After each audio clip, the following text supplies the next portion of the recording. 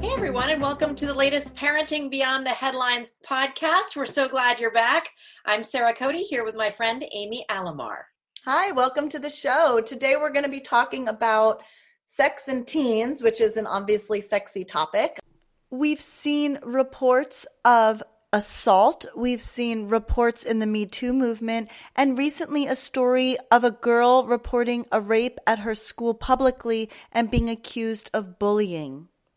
These are like the big flashy headlines, and it's more nuanced than that. You know, kids and intimacy and developing trust and relationships, it starts somewhere. And we wanted to kind of dig in and talk about those relationships. And we're excited to be joined by Shafia Zaloom. She's a health educator and an author of the new book, Sex, Teens, and Everything in Between. Welcome, Shafia. Thank you. Thanks for having me. So, just start, what are you finding in your work with adolescents? Oh, that's a big question. And I just got out of class and we were having conversation and talking about how gender roles and gender stereotypes are really powerful in influencing how kids think and feel about sexuality in particular.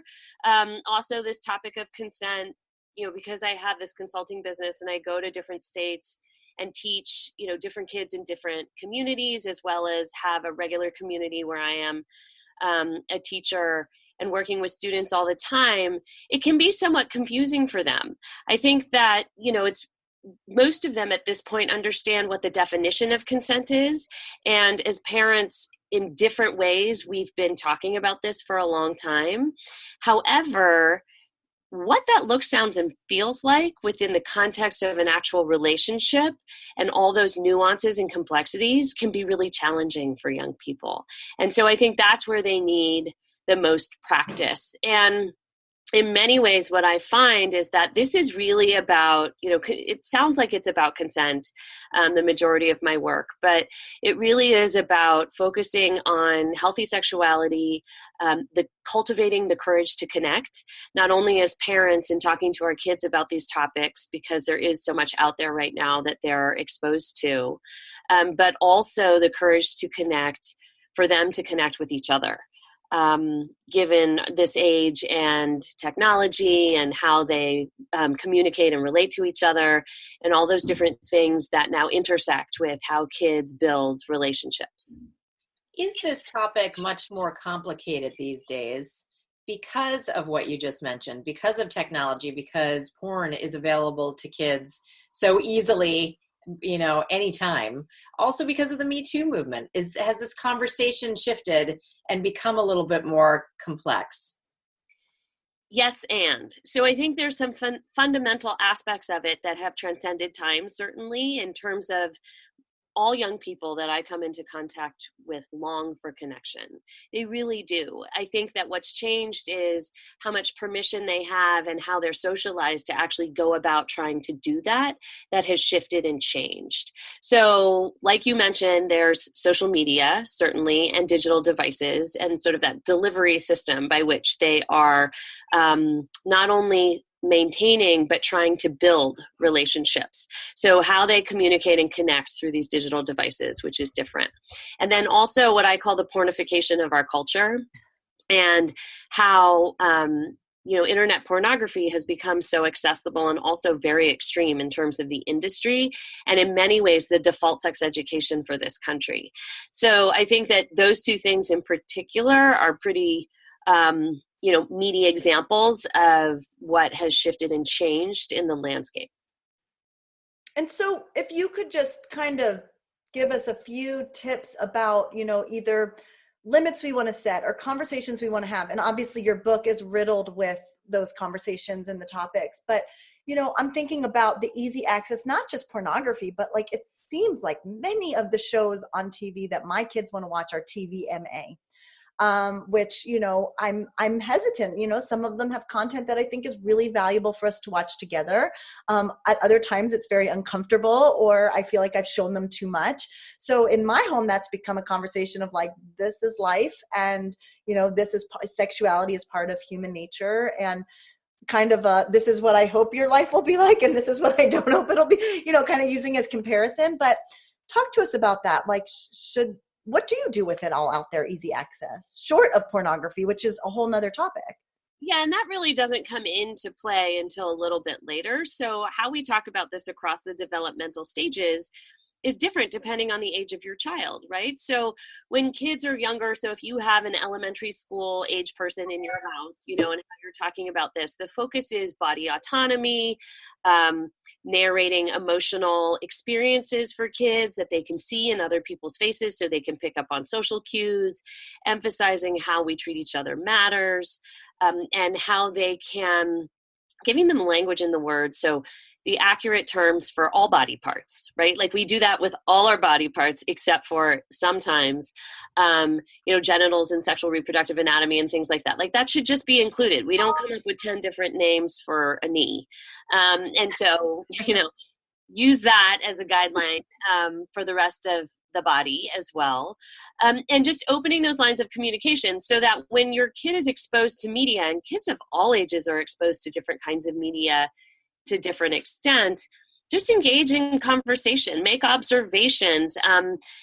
Don't ask why so much, because why questions tend to have judgment in them. You've already made a judgment. So young people, kids, they respond better to the what, the how, the where, and that also inspires reflection versus just coming up with a yes or no answer. And start to get your kids practiced in talking about the media they're exposed to. Oh, and you could say, I noticed. What do you think about that? Did you notice? Those sorts of things. How did you think that person treated that other person in some show you watched, even if it's animated? At the middle school level, it starts to shift. Kids usually get puberty education, hopefully. Only half of the United States actually requires that sex education be a part of high school education. So puberty education, is sort of up in the air. But they should be getting puberty education, talking about what respect, those values, those fundamental ethical pieces that are so important. So empathy, mutual respect, integrity, and what those things actually mean. Because I find there's a lot of misconception out there about what that actually means, because we don't always take the time to explicitly talk about that and use examples for kids who are very much concrete thinkers, right? Because they're in middle school. And then pornography certainly can come into that conversation. The average age now by which a kid comes across porn is 8 years old. Oh my wow. goodness. Yeah, it's really young. And that's usually, because now kids Google things. A lot of kids have access to devices, digital devices. Not everyone has controls on their, networks and whatnot. And so a lot of times kids are just, looking for funny toys, right? And they'll put that into Google and things will come up. Maybe at your parents' house, you have controls, so kid funny toys come up when they do that, but then you go to your grandparents' house and they don't have controls and you put that in and something else comes up. So it's having an awareness of that, digital citizenship, how to talk to your parents and to come to your parents when you see something that you don't think is appropriate for you online. And kids have intuition, so talking to them about that. Building empathy, so you're talking a lot about appreciation and gratitude. This is all contributing to a kid's capacity to practice consent. And then high school is this whole other thing. Yeah. Well, that's where I was just going to go, because those tips that you just gave us, it sounded was a range from a small kid through like a middle school kid. Yes. But once they're in high school and sex is perhaps, they're going to get their first serious girlfriend, boyfriend, it is perhaps on the landscape. How do you shift talking about it in terms of, it's a real thing out there for you now?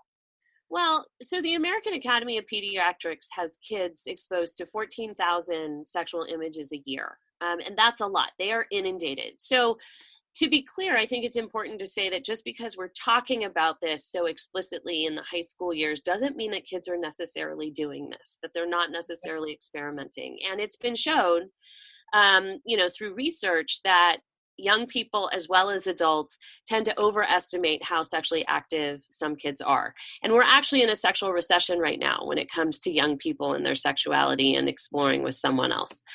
So that's important to note first and foremost. However, we have to be talking about it because, yes, some of them may be exploring, and it is developmentally appropriate to explore as long as it's on their own terms and they are individually ready for that. And they're certainly exposed to it. Some kids also are probably watching porn and masturbating to it. We know that to be true. And so, in those moments, it's really important for us to be the askable parent. So to be focused on values, because parents are really the primary sexuality educator in a child's life. And they're not the only one. But if they're not talking to their kid about sex, they're the only one not talking to their kid about sex because of all the sort of references and images that are coming in through the media, their friends, all that sort of stuff too. So if you want to be approachable and you want to be, what did you just call it, the talkable parent or something? Askable parent. Askable parent. Yes. Is it important for us to not freak out? Because, and we've heard that in other podcasts, that when they ask some scary or tell us something about their friend, even you're like, yeah, because this is new territory. Yeah, like how to actually do that. Saying that and doing that are two different things, though, and easier said than done, right? Because we do want to keep freakouts to a minimum as much as we can. It's totally normal and natural as a parent to have that kind of reaction, and that's truly what it is. And that's why it's important. It's not one big talk. You're collecting moments. It's the value of small victories. It's layering this. You're thinking like scaffolding so that you can hang things on the scaffolding later. It really is small moments. It's not one gigantic talk. And so we want to start these things so that when something comes our way, we want to start them way before and build a pathway for this so that when something comes up, it doesn't feel like it's huge. And so, I suggest keeping it values focused. I think media, a lot of media and a lot of shows that kids are watching is addressing teen sexuality in a way that's never been seen before. So shows like Big Mouth, Sex Education, and then there's others that are controversial, like 13 Reasons Why, Euphoria. There's a good one. It's called Pen 15. So it's really addressing these topics. And I find that for parents and kids, media, whether it's a still image or something you hear in the car together on the radio or a song that comes on or something you're seeing on TV, it's a real opportunity to notice, ask questions about what kids observe, et cetera, that have to do with sexuality. Talk about the sexual recession. Why is that? Is that a reaction to what's going on in the world, or a reaction to disease? I mean, what is it all about? That's an interesting question. There's many theories that are out there as to what's leading to that. Everything from the reason why they're not exploring sexuality with each other is because they're home on their devices and not in the company of each other, and that's the way by which they're trying to connect. Also, that kids tend to evade vulnerability, healthy vulnerability too, because they don't have the resilience to deal with potential rejection or the skills to actually engage in interpersonal communication with peers comfortably. That digital devices in some ways, although they are great tools, have enabled kids to not engage in practicing those really important skills of adolescence, which have to do with dealing with awkwardness, initiating a friendship, building trust, effective communication, dealing with someone who doesn't agree with you. And in a device, kid will just turn it off. What I see kids now do is they just look down as if they've turned off their device when they need to disengage because they don't feel they can go further with a conversation. So talk to us a little bit more about that, because we had another podcast of talking about, devices. We've had a couple actually. And, there is some goodness to them that, they allow, well, obviously technology is information, but also that kids can connect in ways they wouldn't otherwise connect. But how do we teach these social and intimacy skills We're parents, we can do it. We can have phone free times. We can do that. We can talk about relationships and all the things that you mentioned before, but what else, is there some other way? Talking about intimacy is interesting because a lot of people, kids included, because this is how they're socialized, think of intimacy, the word intimacy, and suddenly it's romantic and or sexual intimacy, and that it's so separate somehow, these relationships, from the other relationships we have in our lives. And that's actually not true. When I talk to kids at the high school level about the different types of relationships that are out there, and they're curious about, an exclusive relationship that includes love, I'll say, what's the definition of that? And ultimately we come to the conclusion that it's qualities of best friendship plus romantic and or sexual desire. That's the only thing that's really different. And so I talk a lot, sexuality is an expression in a lot of ways. So kids who are engaged in effective communication, have had really good talks, not even about sex, but other things, are able to relate to what, good conversation and connection looks, sounds, and feels like. So when we talk about intimacy, it's like when we would cuddle and read our kids bedtime stories, because we've created the time to actually pay attention to each other, to connect, that feels safe, that feels secure and reassuring for kids.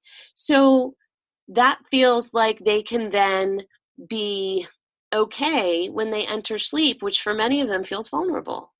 That is intimacy. That is beautiful intimacy. And so many kids have already experienced that.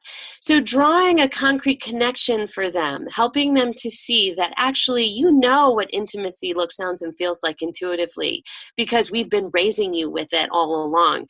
That's what we want to actually aspire to and have in our relationships with other people within a sexual context. So it's really about creating a more holistic understanding of sexuality as integral to our overall well-being, instead of something that's been seen as like so separate and grounded in like shame historically. Yeah, taboo, really. Yeah, sex stigmatization, body shaming, the over-sexualization and objectification of young people. That is sex negative culture that is grounded in a socio-political history of shame. And so we have to work to help kids see it as something more integral and normal and healthy to our overall well-being.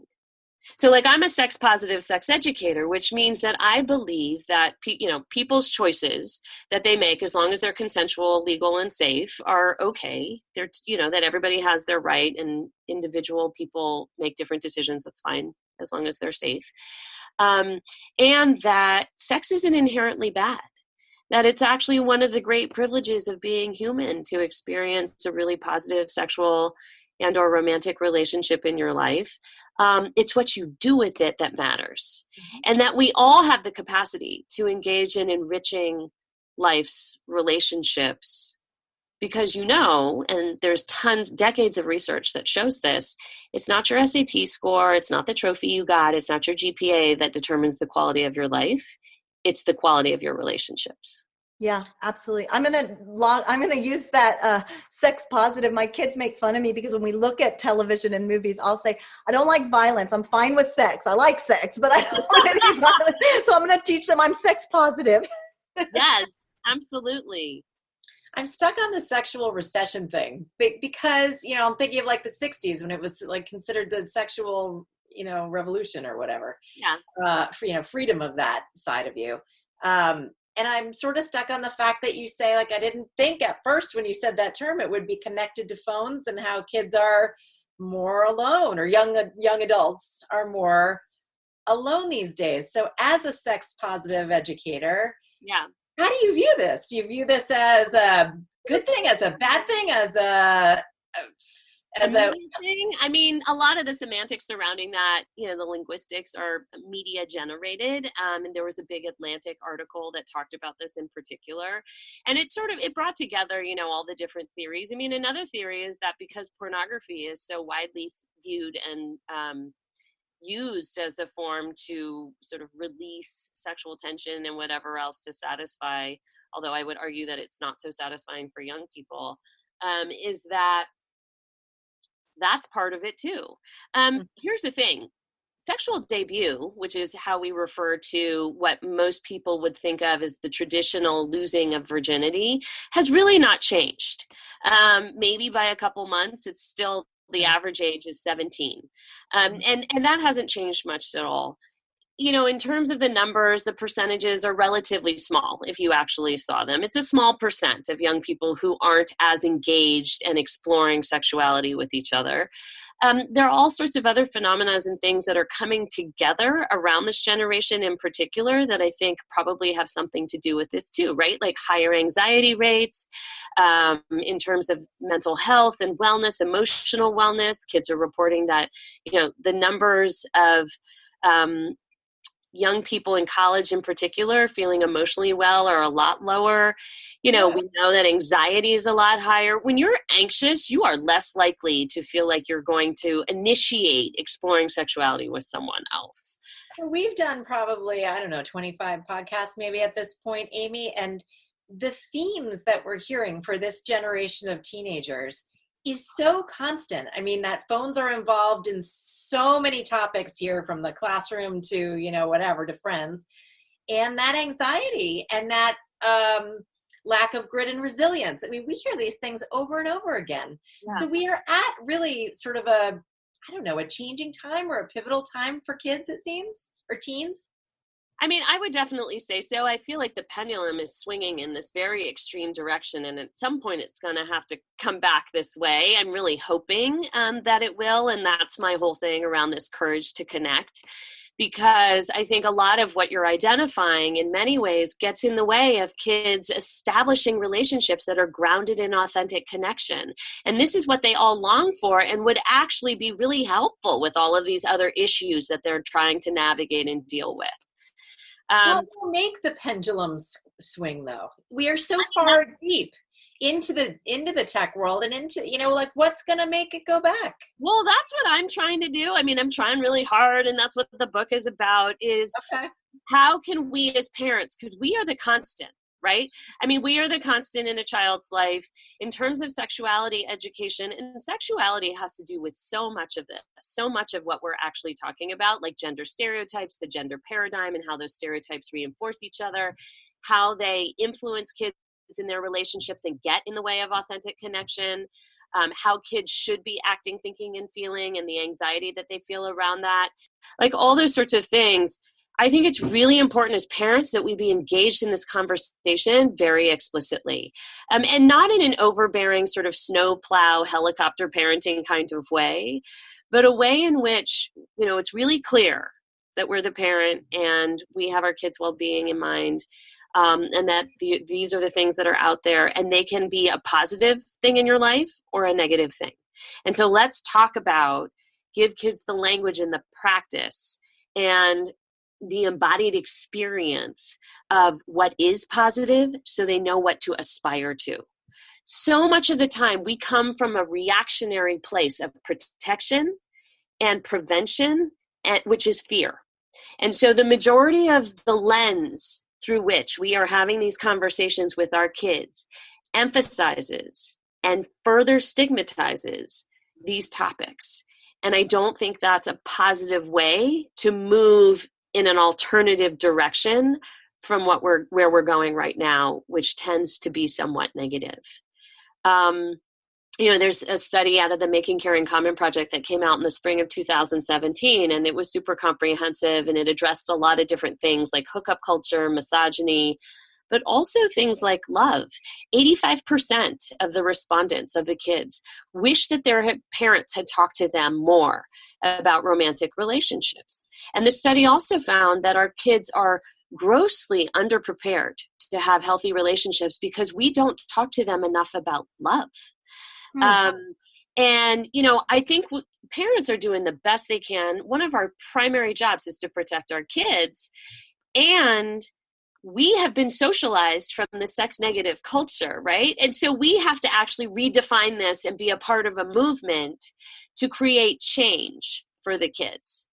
and talk about love. Modern parents will check off the list like, okay, safe sexuality practices, don't get pregnant, know what consent is, respect women, all this stuff. And what exactly does that mean is a whole other thing. And respect of self and men yeah. and non-binary. Right? Like respect of be people. Be inclusive of different sexualities and genders, all those different things. And though we're not necessarily talking about love.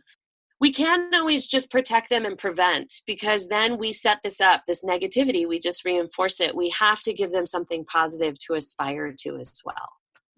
And I think that goes along with so much we learn about teaching kids. If we don't allow for failure, right, then we're not really allowing for any learning or growing or development. And so it would be the same thing when you're learning to read or learning history or math. It's like if you only set up this safety, as you would say it, like prevention and safety, and then you don't do it, right? Like if you only set up your times tables and doing well on the quiz and they don't do well on the quiz, then everything falls apart. We have to see it as a process. And so, if we're only talking about safety and prevention and okay, wait a minute, they had unprotected sex or they fell in love with somebody that didn't respect them. Like there's got to be a future to that. It can't be over. That isn't shamed. Yeah. Because when we, default to these models of success and failure, which is embedded in that negativity or that prevention and that protection, then if kids fail, especially within the context of sexuality, it becomes shameful. And that isn't healthy when it comes to having a positive outlook on sexuality either. So it's really important, one, to have those resiliency skills to be allowed to fail, but to approach this in a way that inspires reflection and growth versus success or failure. I'm feeling overwhelmed. I'm feeling like it's a hard time to parent. I might digress for a second, but I watched a hilarious comedy special on Netflix last night, Jerry Before Seinfeld. Seinfeld is 60, late 50s. He was talking about how when he was a kid, his parents didn't know where he was. They didn't know where his school was. And he turned out great, so there's this whole thing. And then there's us with all these issues and we're trying. Are we trying too hard? Is it too much? But no, we got to be on top of this. So I don't know. I think that this has been chock full of great information, but I think it's the place where I am today, feeling overwhelmed. I feel like parenting today is hard. Yes. It is. I agree. I got 3 kids. I'm right there with you. All right. Part of it too is because it's like knowing the difference of what do we really need to address in essential ways and when are we just overscheduling them and not allowing for time for them to like build that resilience or to engage their imagination. Like boredom. Boredom is the meditation of childhood, and that actually yields so many beautiful things. For some kids, it actually creates unsafe situations, and you got to read your kid, and depending on where you're living and where you come from, and it's really important to create a balance and be like, it's okay if my kid is bored. It's so indicative of our age, right? That we're like drowning in information, but starving for guidance. And so it really is kind of quieting our own minds as parents, understanding and having an awareness of what we're caught up in and engaged in and what we're role modeling for our kids. And then making some choices and prioritizing some values in terms of what's most important to us around these issues. It's a process. Yeah, it's a process. I guess that's a good place to leave it. And you've been such a great guest. I think we might have to call you up again because this was just fascinating. Thank you so much for joining us. Thanks for your interest. Yeah, and thank you, listener, for joining us on Parenting Beyond the Headlines. We're excited to have Shafia Zaloom. Where can people find you, Shafia? You can go to my website. So it's just shafiazaloom.com. You can contact me through that. And the name of the book again? Sex, Teens, and Everything in Between. And there is a lot in between we've learned about. And then also you're going to be a special guest speaker at a big event too in November at Georgetown Day School. That is correct. I'm doing a parenting event at Georgetown in the evening. And then I'll be speaking at the Consent Summit, which is their policy summit that takes place on that Saturday before Thanksgiving. Perfect. Well, so people can join you for that live. And thank you so much for joining our show. And thank you again, listener.